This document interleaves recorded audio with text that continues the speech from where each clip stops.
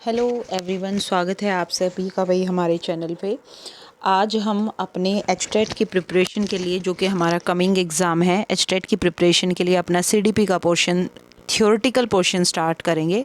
Already मैं MCQ की series start कर चुकी हूँ, उसमें मैं 3 वीडियो डाल चुकी हूँ जो कि क्वेश्चन हमारे लास्ट ईयर एग्ज़ाम में आए हुए हैं और वो क्वेश्चन भी आपके लिए काफ़ी हेल्पफुल हैं। तो साथ साथ मैंने सोचा क्यों ना हम थियोरेटिकल पोर्शन भी स्टार्ट करें। तो आज से मैं आपके लिए सीडीपी का पोर्शन भी स्टार्ट करने जा रही हूँ। आशा करती हूँ मैटर आपको काफ़ी पसंद आएगा और आपको हर टॉपिक बिल्कुल क्लियर हो जाएगा अगर आप मेरे साथ इस चैनल पे हैं तो चलिए स्टार्ट करते हैं। और ये सिर्फ पीजीटी के लिए नहीं भाई, हमारा टीजीटी लेवल, हमारा पीआरटी लेवल, हर लेवल में सीडीपी से क्वेश्चन पूछे जाते हैं। वो थोड़ा सा क्वेश्चन का complexion level to level increase हो जाता है।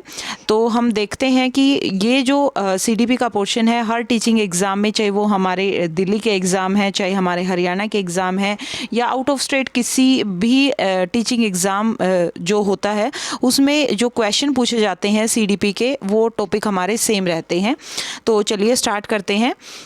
फर्स्ट देखिए, जो टॉपिक है हम स्टार्ट कर रहे हैं आज अपने इंट्रोडक्शन ऑफ साइकोलॉजी से। तो साइकोलॉजी क्या होता है, मनोविज्ञान क्या होता है, ये हमें बताना है। डिफरेंट टाइप पे अलग अलग साइकोलॉजिस्ट आए, उन्होंने अपनी अलग अलग परिभाषाएं दी। किसी ने कहा भाई ये माइंड का परसेप्शन, माइंड की स्टडी इसमें होती है। किसी ने कहा ये आत्मा की स्टडी हम साइकोलॉजी से करते हैं। किसी ने कहा ये व्यवहार की स्टडी है। किसी ने इसको साइंस की स्टडी बताया।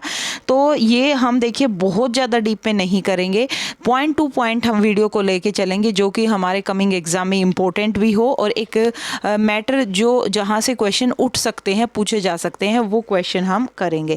तो सबसे पहले देखिए, साइकोलॉजी शब्द की जो उत्पत्ति है किसके अनुसार है, ये गैरेट के अनुसार। ये सबसे पहले साइकोलॉजी ग्रीक और लैटिन भाषा का शब्द है। 2 शब्दों से मिलके ये बना है, एक है हमारा साइकी और एक है हमारा लोगस। ठीक है, लोगस का मीनिंग होता है स्टडी और साइकी का अर्थ होता है आत्मा। तो साइकोलॉजी इसके हिसाब से क्या हुआ, आत्मा का अध्ययन हुआ। किसका, एक सोल की स्टडी हुई, क्योंकि साइकी और सोल, ठीक है, दोनों मिलते हैं। तो ये सबसे पहले इस शब्द की उत्पत्ति किसके अनुसार है, ये गैरेट के अनुसार है। यहाँ से क्वेश्चन बन सकता है। ठीक है, अब देखिए, ये थोड़ी एक्स्ट्रा इन्फॉर्मेशन है। 1590 ईस्वी में रुडोल्फ गोइकिल, आपको नाम याद रखना है साइकोलॉजिस्ट का। इन्होंने साइकोलॉजी का, मनोविज्ञान का पहला ग्रंथ लिखा। ठीक है, जिसमें क्या नाम हुआ, पैकोलॉजिया। इस पुस्तक में सर्वप्रथम प्रिक शब्द का प्रयोग किया गया था भाई, सबसे पहले।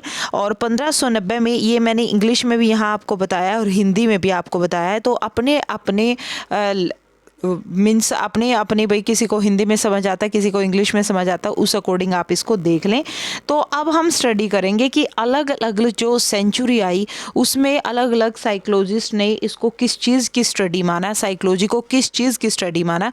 तो हम यहाँ स्टार्ट कर रहे हैं कि मनोविज्ञान का विकास हम 16वीं शताब्दी से मानते हैं। तो सबसे पहले क्या माना गया, 16वीं शताब्दी से पहले, 16वीं शताब्दी तक या इससे पहले, यह क्या बोला गया था कि जो हमारा मनोविज्ञान है, जो हमारी साइकोलॉजी है, वो स्टडी ऑफ सोल है। ठीक है, इसको मतलब आत्मा का विज्ञान माना गया कि हम साइकोलॉजी में किसकी स्टडी करते हैं, आत्मा की स्टडी करते हैं। साइंस ऑफ सोल इसको माना गया। ठीक है, ये कब माना गया था, 16वीं शताब्दी में। तो 16वीं शताब्दी में जब इसको माना गया तो कुछ साइकोलॉजिस्ट इसके फेवर में थे और कुछ साइकोलॉजिस्ट ऐसे थे जो इस चीज़ को मानने के फेवर में नहीं थे। तो अब हमसे क्वेश्चन ये भी पूछा जा सकता है भाई कि कौन कौन से ऐसे साइकोलॉजिस्ट थे जिन्होंने साइकोलॉजी को साइंस ऑफ सोल माना है। तो अगर हम जनक की बात यहाँ पे करते हैं तो अरस्तु थे। ठीक है, जिनको हम ये कह सकते हैं साइंस ऑफ सोल का जनक माना जाता है, कि इस चीज़ को बिल्कुल एक लेके आने वाले हमारे अरस्तु थे।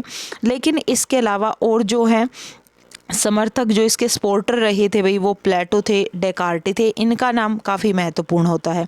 इसके अलावा अगर आप नोट डाउन करना चाहो तो जैसे लिब्रिज था, होप्स था, ये आप नोट डाउन कर सकते हैं। कांट था, ह्यूमे था, जॉन लॉक था भाई। जॉन लॉक सभी को पता है, उन्होंने एक टर्म दी थी, टैब्यूला रासा। टेबुला रासा, ये क्वेश्चन बहुत बार पूछा गया है। टेबुला रासा का मीनिंग क्या होता है? Blank slate.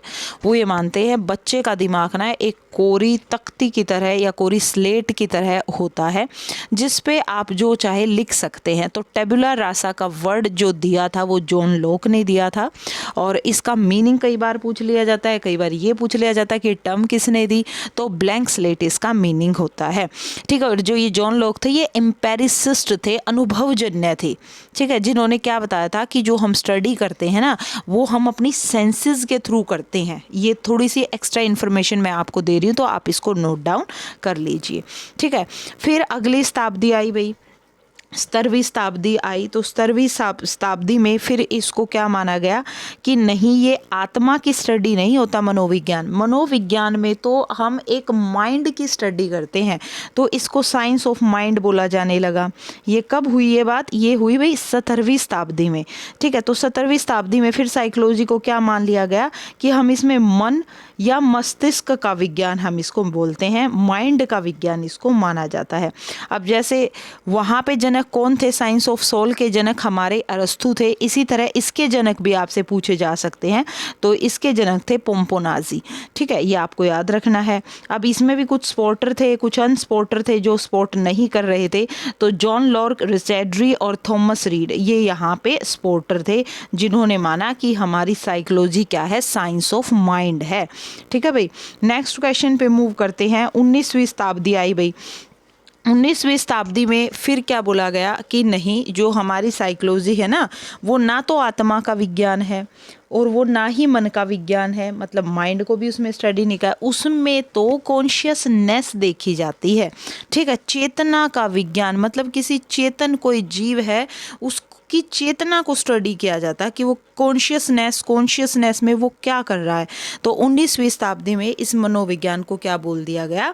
चेतना का विज्ञान। अब देखिए, आपसे ये भी पूछा जा सकता है कि किस साइंस ऑफ कॉन्शियसनेस साइकोलॉजी को किस सेंचुरी में बोला गया, तो आप वहाँ पे बताएंगे 19th सेंचुरी में। या फिर आपसे इसके वाइस वर्सा पूछ ले कि 19वीं शताब्दी में साइकोलॉजी को क्या बोला जाता था, तो वो क्या हो गया? Science of consciousness. ठीक है, अब जो चेतना के विज्ञान था ना, इसके जो हमारे जनक थे वो थे विलियम वुंट, जिनको हम फादर भी बोलते हैं साइकोलॉजी का। तो विलियम वुंट भाई फादर भी होता है साइकोलॉजी का, ये भी आपको ध्यान रखना है। और ये ना स्ट्रक्चरलिस्ट भी थे, वो हम आगे भी बात करेंगे। जैसे स्कूल आए हमारे साइकोलॉजी के, अलग अलग संप्रदाय आए थे बाद में, तो उन संप्रदाय में हमारा एक संप्रदाय होता है स्ट्रक्चरलिस्ट। तो स्ट्रक्चरलिस्ट भी थे विलियम वुंट। ठीक है, जिनमें मानसिक क्रियाओं का अध्ययन किया गया था। इसमें अलग अलग ये जो हमारे स्कूल आए थे उनके अंदर, तो ये भी आपको ध्यान रखना है। इसके अलावा जो इसके समर्थक थे जिन्होंने इनको सपोर्ट किया कि नहीं नहीं हमारी साइकोलॉजी कॉन्शियसनेस की स्टडी है, तो उसमें विलियम जेम्स थे, जेम्स स्ली थे, बाइल्स थे, ये आपको ध्यान रखना है। अब जब ये स्ट्रक्चरलिस्ट थे तो मतलब ना इन्होंने काफ़ी स्टडी स्टार्ट कर दी थी। स्टडी मीन्स कि इन्होंने सबसे पहले ना एक प्रयोगशाला खोली थी, तो इनको एक्सपेरिमेंटल साइकोलॉजी का भी जनक मान लिया जाता है। और वो जो इनकी प्रयोगशाला थी भाई, जो सबसे पहले खुली थी वो खुली थी 1879 ईस्वी में, विलियम वुंट ने खोली थी जर्मनी के लिपजिंग यूनिवर्सिटी के अंदर, विश्वविद्यालय में। वहाँ पे इन्होंने साइकोलॉजी की प्रथम प्रयोगशाला स्थापित की थी, प्रथम लैब बनी थी वहाँ पे, फर्स्ट लैब बनी थी। तो ये आपको ध्यान रखना है, ये क्वेश्चन भी बहुत बार पूछा जाता है। और वर्तमान में एट प्रेजेंट इस लैब को किस नाम से जाना जाता है? कार्ल मार्क्स के नाम से जाना जाता है। तो ये भी बिल्कुल क्वेश्चन आपसे पूछा जा सकता है। तो यहाँ से हमने क्या देखा कि विलियम वुंट है वो फादर ऑफ साइकोलॉजी भी माने जाते हैं, वो एक स्ट्रक्चरलिस्ट भी थे भाई, और उन्होंने एक्सपेरिमेंटल साइकोलॉजी के जनक भी वही माने जाते हैं, क्योंकि उन्होंने ही पहली लैब सेटअप की थी। देखिए, अब जैसे एक्सपेरिमेंट वगैरह कहाँ होते हैं? लैब के अंदर होते हैं। तो इनकी इस साइकोलॉजी वाले पोर्शन में इन्होंने एनिमल्स के माइंड को स्टडी किया, इस तरीके से जो एक स्टडी चली लैब के अंदर, तो इनको एक्सपेरिमेंटल साइकोलॉजी का भी जनक इनको ही माना जाता है। ठीक है, फिर हमारी भाई 20वीं शताब्दी आई। 20वीं शताब्दी में इसको बोला गया कि ये व्यवहार का विज्ञान है और अभी तक यही चल रहा है। मतलब 20वीं शताब्दी के बाद से अब मनोविज्ञान को क्या माना जाता है कि मनोविज्ञान हमारा साइंस ऑफ बिहेवियर है। ठीक है, तो व्यवहार का विज्ञान की भाषा मतलब आज तक यही डेफिनेशन प्रचलित है। और यहाँ अगर मैं बोलूँ कि फादर कौन था साइंस ऑफ बिहेवियर का, तो व्यवहार का विज्ञान मानने वाले जो प्रमुख मनोवैज्ञानिक थे ना, वो वाटसन थे। मतलब फादर इसका वाटसन को माना जाता है, जेबी वाटसन को। ठीक है, इसके अलावा फेवर करने वाले जैसे आपने थ्योरी पढ़ी होंगी काफ़ी, वुडवर्थ है, स्किनर है, मैकडूल है, थॉर्नडाइक है, आगे हम पढ़ेंगे इवान पावलोव है, ये सारे फेवर में थे किसके, साइंस ऑफ बिहेवियर में, कि जो साइकोलॉजी है ना उसमें तो हम एक एनिमल या कोई भी ऑर्गेनिज्म है उसके बिहेवियर को स्टडी करते हैं कि जो बिहेवियर हमें दिखाई दे रहा है ना वही क्या है, ऑब्जेक्टिव है, वही ऑब्जर्वेबल है, वही माना जाता है। ठीक है, सपोज किसी बच्चे के एग्जाम में मार्क्स कम आए तो इसका मतलब वो बच्चा पढ़ने में अच्छा था ही नहीं, तो क्योंकि जो ऑब्जर्व किया गया ना उसका रिजल्ट, जो उसके बिहेवियर से रिजल्ट आया, तो उसकी स्टडी ही इन्होंने साइकोलॉजी को माना था। तो भाई ये अलग अलग थे जिसमें मतलब हमने अलग अलग साइकोलॉजिस्ट को स्टडी किया कि सेंचुरी टू सेंचुरी हर किसी ने क्या बोला है। तो एक बहुत इंपॉर्टेंट डेफिनेशन आती है यहीं से निकल के साइंस ऑफ बिहेवियर से लास्ट में, जो कि हमारी किसने दी थी, वुडवर्थ ने दी थी। और बहुत बार ये डेफिनेशन पूछी जाती है कि पहले तो साइकोलॉजी ने आत्मा खो दी, फिर मन खोया, फिर चेतना भी चली गई, और आज इसको क्या माना जाता है, आज यह ह्यूमन बिहेवियर का अध्ययन है, मानवीय व्यवहार का अध्ययन है। तो ये डेफिनेशन यहीं से निकली थी। और इसके डेफिनेशन को देने वाला कौन था भाई, वुडवर्थ था, वुडवर्थ। क्योंकि देखो पीछे जो भी था, जो भी हमने लास्ट सेंचुरी में स्टडी किया, वो सारे क्या हो गए, वो सारों को तो नेग्लेक्ट कर दिया गया ना। तो इसका मतलब साइकोलॉजी ने पहले आत्मा की स्टडी माना गया तो उसने आत्मा खोई, फिर मन की माना गया तो फिर उसने मन भी खो दिया, फिर बोले चलो कोई नहीं ये कॉन्शियसनेस की स्टडी है, लेकिन बाद में इसको भी डिस्कार्ड कर दिया गया तो चेतना भी चली गई। और आज at present from 20th century to onwards इसको किसकी स्टडी माना गया कि यह मानवीय व्यवहार का अध्ययन है। ठीक है, आई थिंक यहाँ तक सभी को समझ आ गया होगा। नेक्स्ट हम मूव करते हैं कुछ इंपॉर्टेंट डेफिनेशन पे। ये डेफिनेशन ना देखो, वैसे तो डेफिनेशन बहुत सारी होती हैं भाई, लर्न हम नहीं कर सकते किसने क्या दिया, लेकिन कुछ एक इम्पॉर्टेंट डेफिनेशन जो लास्ट ईयर एग्जाम्स में पूछी भी जा मतलब पूछ चुके हैं और इनकमिंग एग्ज़ाम में भी आपसे पूछ सकते हैं, तो कुछ डेफिनेशन हम कर लेते हैं। सबसे पहले एक वाटसन का कथन है कि तुम मुझे ना बालक दे दो, मतलब शैशवावस्था के बालक दो, दूध पीते बच्चे दो, और मैं उन्हें कुछ भी बना सकता हूँ जो मैं उनको बनाना चाहता हूँ। मतलब वो ये कहता है कि तुम्हारा हेरिडिटी, तुम्हारा एनवायरनमेंट कहीं उस बच्चे को अफेक्ट नहीं करने वाला। मेरा मन चाहे तो मैं उस बच्चे को कुछ भी बना दूंगा, वो किस फैमिली से आया है, उसका बैकग्राउंड क्या था, ये मैटर नहीं करता, डजेंट मैटर दीज थिंग्स। मतलब मेरे को दो तुम वो बच्चा, दूध पीता बच्चा, और एक ह्यूमन बीइंग के हाथ में होता है कि हमें उसको क्या बनाना है।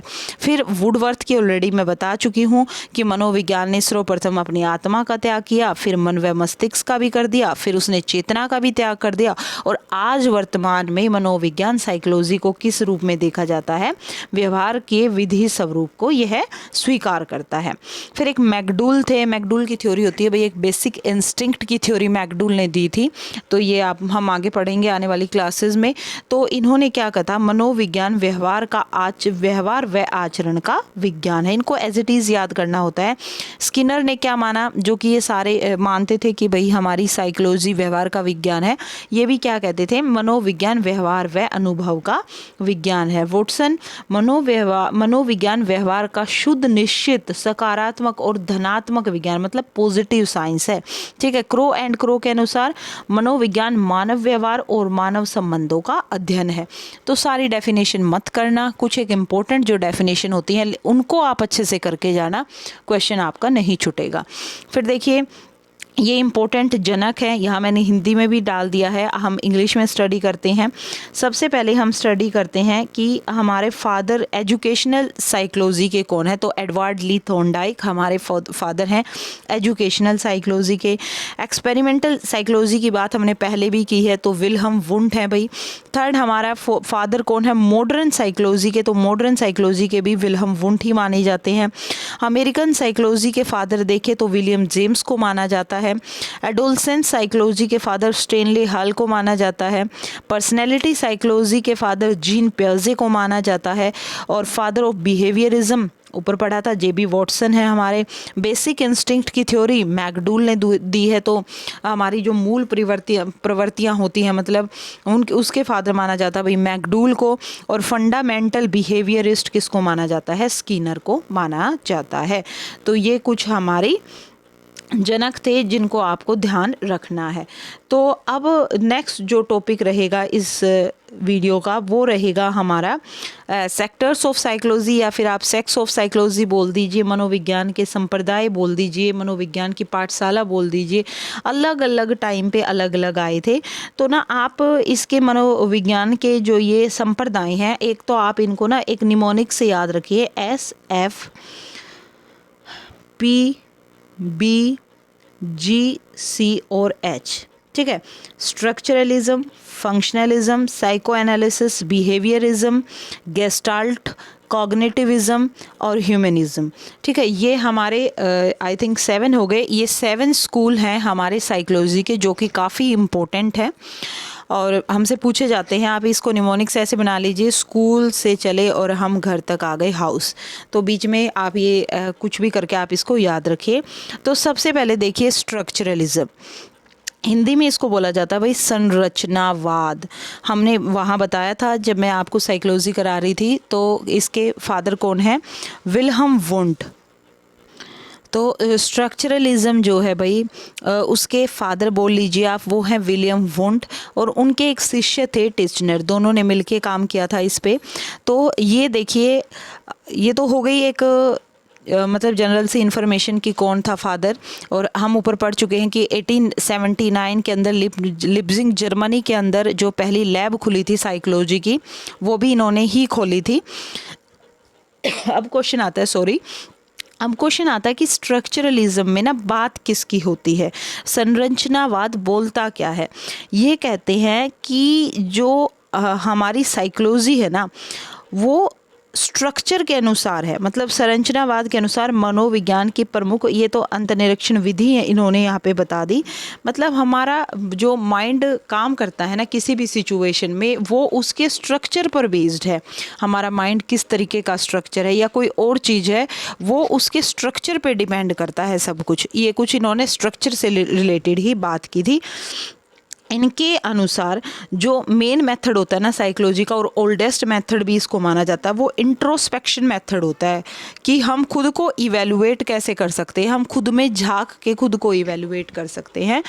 तो सपोज़ अगर हमारे अंदर कोई हैप्पीनेस है, कोई दुख है, कोई ग्रीफ है, वो हम कैसे जान सकते हैं, खुद का इंट्रोस्पेक्शन करके, खुद के अंदर झांक के, ठीक है। तो इन्होंने स्ट्रक्चर को क्या बताया था, बिल्कुल इन्होंने स्ट्रक्चर पे फोकस किया था। इन्होंने कहा था कि जो स्ट्रक्चरलिज्म है ना वो सब्जेक्ट मैटर होता है, 3 एलिमेंट से मिलके वो बना है, हमारी सेंसेस से, इमोशन से और हमारे सिंबल से। तो ये था भाई हमारा स्ट्रक्चरलिज्म। बिल्कुल डीप में आपको नहीं करना, बस इनका एक भाव आपको समझना है कि ये कहना क्या चाहते थे। फिर आया भाई हमारा फंक्शनलिज्म। फंक्शनलिज्म, जस्ट वेट, एक बार यहाँ पे ये और याद रखना भाई कि 1908 के अंदर ना 1908 के अंदर एक बुक आई थी, द एनिमल माइंड, ठीक है। एनिमल माइंड एक बुक आई थी और ये बुक ना वॉशबर्न ने दी थी, वॉशबर्न ने। बुक का नेम क्या है, एनिमल माइंड, और देने वाला कौन है, वॉशबर्न। और आई थिंक ये लेडी थी जिन्होंने, ये फर्स्ट लेडी थी जिन्होंने अपनी पीएचडी साइकोलॉजी के अंदर की थी, ये भी आपको ध्यान रखना है। 1908 के अंदर ये आई थी। नेक्स्ट हम बात करते हैं फंक्शनलिज्म की। अब जैसे स्ट्रक्चरलिज्म में फोकस किया गया था स्ट्रक्चर पे, फंक्शनलिज्म में फोकस किया गया कि कोई भी माइंड जो है, एक ह्यूमन का माइंड जो है वो काम कैसे करता है, वो उसके फंक्शन पे डिपेंड करता है।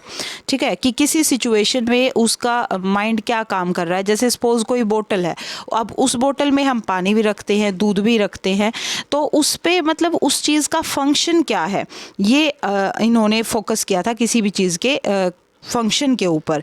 तो ये एम्फेसाइज करते हैं study of the utility of consciousness, कि अगर आप कॉन्शियसनेस में हैं तो उस चीज़ की यूटिलिटी क्या है। ठीक है, और जैसे उसके एक्सपोनेंट कौन थे, विल्हम वुंट थे, इसके एक्सपोनेंट विलियम जेम्स थे। ठीक है, फाउंडर इसके विलियम जेम्स थे, और फॉर्मल फाउंडर की बात करें तो जॉन डीवी थे। ठीक है, अब इसमें बात हुई थी, विलियम जेम्स ने एक बुक लिखी थी, इम्पोर्टेंट बुक है जो कई बार पूछ ली जाती है, 1890 के अंदर। बुक का नाम है प्रिंसिपल ऑफ साइकोलॉजी। ठीक है, बुक का नाम क्या है, प्रिंसिपल ऑफ साइकोलॉजी। और इन्हीं की, विलियम जेम्स की एक शिष्या थी वाइटन कॉलकिंस उनका नाम था, और वो ना प्रेसिडेंट बनी थी अमेरिकन साइकोलॉजिकल एसोसिएशन की, एपीए की। कई बार एपीए की फुल फॉर्म भी पूछ ली जाती है, तो एपीए की जो फुल फॉर्म होती है वो होती है अमेरिकन साइकोलॉजिकल एसोसिएशन। और इसकी प्रेसिडेंट कौन बनी थी, लेडी बनी थी इसकी प्रेसिडेंट, फर्स्ट प्रेसिडेंट थी वो। और वो किसकी स्टूडेंट थी भाई, वो विलियम जेम्स की स्टूडेंट थी। ठीक है, तो ये बुक का नाम आपको ध्यान रखना है, प्रिंसिपल ऑफ साइकोलॉजी। फिर इसके बाद जो स्कूल आया हमारा साइकोलॉजी का, वो आया बिहेवियरिज्म, व्यवहारवाद। व्यवहारवाद मतलब हम पहले भी स्टडी कर चुके हैं, इसका जनक कौन था। व्यवहारवाद का जो जनक था ना, वो जेबी वॉटसन को माना जाता है। ठीक है, जेबी वॉटसन को इसका जनक माना गया। और वॉटसन की ही एक स्टेटमेंट, एक कथन हमने ऊपर किया था कि तुम मुझे ना कोई भी बालक दे दो शैशवावस्था का, मैं उस बालक को कुछ भी बना दूंगा। मतलब बालक इस तरीके से होते हैं, ये डिपेंड नहीं करता वो किस बैकग्राउंड से हैं, उनका हेरिडिटरी क्या रहा है, उनके अंदर जीन कैसे हैं, ये डिपेंड नहीं करता।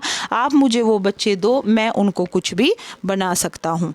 ठीक है, तो व्यवहारवाद के अनुसार जो मनोविज्ञान की विषय वस्तु थी वो ह्यूमन का बिहेवियर था, कि एक बच्चा कैसे सीखता है, वो दूसरे को ऑब्जर्व करके सीखता है।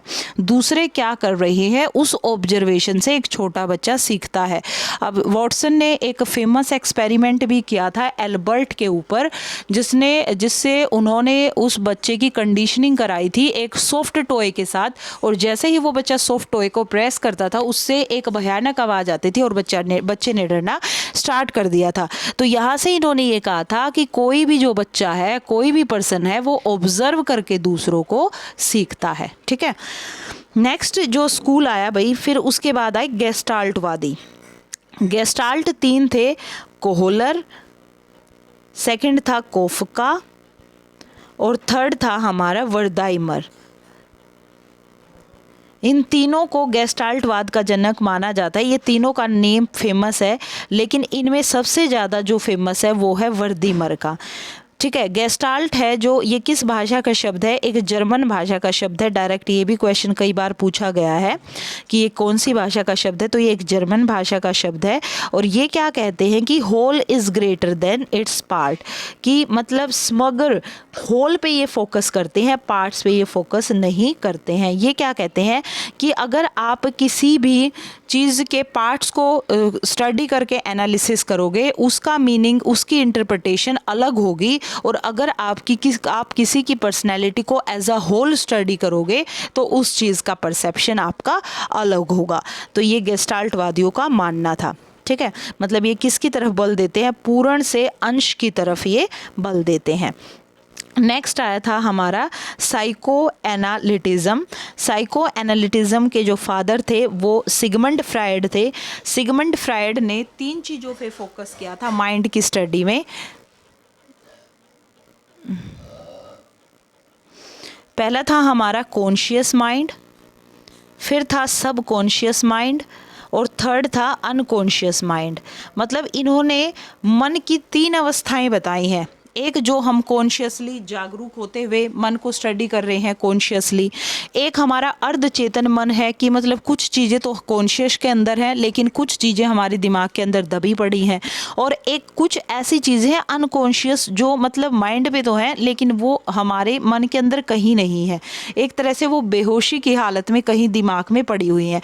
तो इनका जो सारा फोकस था ना वो हमारा मन के ऊपर था। मन की अलग अलग अवस्थाएं इन्होंने बताई कि डे ड्रीमिंग क्यों होती है, हमें सपने क्यों आते हैं, उसका रीजन क्या है। तो ये सारा जो फोकस था वो सिगमंड फ्रायड का था। फिर आए भाई हमारे नेक्स्ट थे हमारे कोग्निटिविज़म, प्रैग्मेटिज्म कह लीजिए, कोग्निटिविज़म कह लीजिए। तो इसके जो प्रोपेंट थे वो थे विलियम मैकडूल। विलियम मैकडूल को इनका जनक माना जाता है। ये किसको इम्पोर्टेंट मानते थे? मोटिवेटर, मतलब motivation is very important to learn something. किसी भी चीज़ को सीखने के लिए मोटिवेशन बहुत ज़रूरी है, ठीक है। और लास्ट था हमारा ह्यूमनिज़म, इसमें एसोशिएटिज्म लिखा है, उसके फादर थे जॉन लॉक। और ह्यूमनिज्म के कि ह्यूमन के अंदर इतनी एबिलिटी होती है कि वो अपना प्रॉब्लम सोल्वर खुद है, ठीक है। अगर उसके सामने कोई ऐसी सिचुएशन आ जाती है जिसमें उसको प्रॉब्लम फेस करनी पड़े तो ह्यूमन के अंदर इतनी एबिलिटी होती है कि वो अपनी प्रॉब्लम को सॉल्व कर सकता है, ठीक है। तो ह्यूमनिज्म पे इन्होंने फोकस किया था। एक 3 फोर्सेस भी पूछ लिए जाते हैं साइकोलॉजी के, तो 3 फोर्सेस जो माने जाते हैं वो हमारे होते हैं साइको एनालिसिस, सेकंड होता है हमारा बिहेवियरिज्म, और नेक्स्ट होता है हमारा ह्यूमनिज्म। तो ये 3 हैं जिनको क्या माना जाता है 3 फोर्सेस ऑफ साइकोलॉजी। तो ये भी आपको ध्यान रखना है। तो ये थी भाई हमारे कुछ मतलब बेसिक साइकोलॉजी के बारे में, उससे रिलेटेड इम्पोर्टेंट डेफिनेशन और कुछ स्कूल्स हमारे साइकोलॉजी के जो कि इम्पोर्टेंट थे। Hope so all topic is clear to all guys. If you have any doubt, any query, you can put down your query in the comment box. Definitely I will try to solve it. और ऐसे ही हम theory में topic to topic करते रहेंगे, आगे बढ़ेंगे। आशा करती हूँ वीडियो आपको अच्छी लगी होगी। अगर वीडियो आपको पसंद आती है तो वीडियो को लाइक, शेयर और चैनल को सब्सक्राइब करें। Thank you everyone.